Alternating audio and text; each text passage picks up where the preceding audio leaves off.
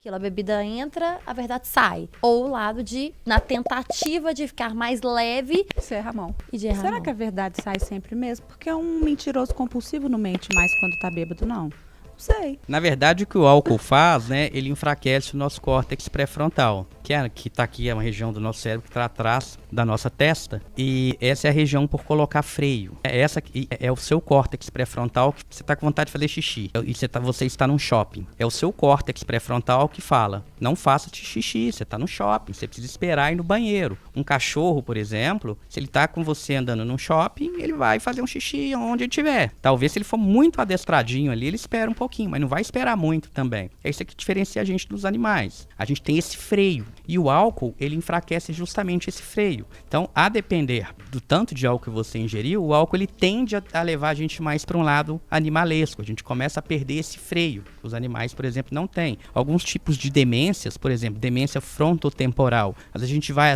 numa casa de repouso, conversa com um idoso, ele está lá, às vezes, andando com o pênis para fora, se masturbando, as pessoas começam a rir, criticar. Na verdade, ele tem uma demência que está atacando justamente esse córtex pré-frontal. Então, ele ficou meio animal. Ele vê uma mulher, ele tem uma vontade ali de... Ele não tem esse freio. Isso não é mau, cara. Pode ser, tá, gente? Eu tô falando que no Mas caso... usando um exemplo específico, Um né, exemplo específico claro. da demência. Não é que todo idoso que faz isso é demente, não. Tá? Mas no caso da demência, isso pode explicar e tem essa relação com o álcool. O álcool faz menos que um processo degenerativo, mas ele até certo ponto faz isso. E aí quando a Thalita fala do álcool para tentar aliviar as emoções, logo quando eu falei a definição de emoção é algo que eu sinto e que me move a um comportamento. Emoção significa ex movere, mover para fora. Então é o que eu sinto e que me leva a um comportamento. E muitas vezes esse comportamento é na tentativa de neutralizar aquela emoção desagradável. Então eu começo a ficar com raiva, eu começo a ficar ansioso, eu vou lá e bebo, a tendência é que a minha ansiedade passe.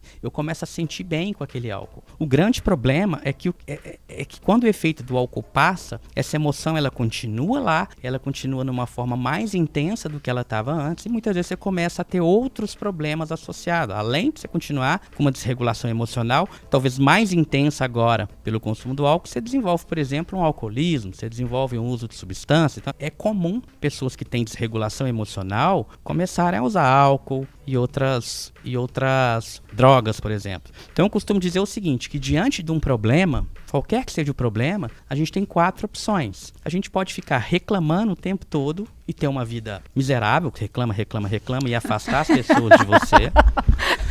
Mas é verdade. A gente pode, por exemplo, piorar o problema. Né, doutor? Piorar o problema. Então, ou eu pioro o problema ou eu fico reclamando. Então, o álcool, por exemplo, você está piorando o problema. E a gente tem outras 2 opções que são as mais saudáveis, que é tentar resolver o problema, se ele tiver solução, e se ele não tiver solução, aceitar isso. Parte do problema das emoções é a gente não aceitar ela. Imagina, você está na sua casa, cozinhando, fazendo alguma coisa, você queima a sua mão na panela. Você tem uma bolha, aquilo ali começa a arder. Você não fica brigando com a bolha. Você fala, olha, queimei minha mão, aceitei que ela está ardendo, depois de um tempo aquilo ali vai passar. E emoção é assim também. Eu estou no momento que eu estou com raiva, no momento que eu estou triste, se eu aceitar aquela tristeza e entender que toda emoção tem início, meio e fim, e não ficar escravo dela, a tendência é que ela vai se dissipar. Agora, quanto mais eu me revolto com uma emoção negativa, quanto mais eu me revolto, eu não posso sentir isso, eu não queria sentir isso, por que eu estou sentindo isso? A tendência é essa emoção crescer,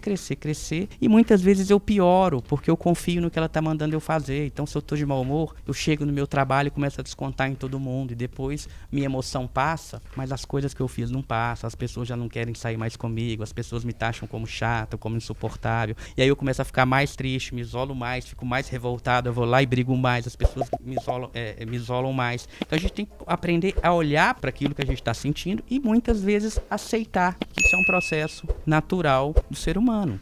Ter emoções é um processo natural.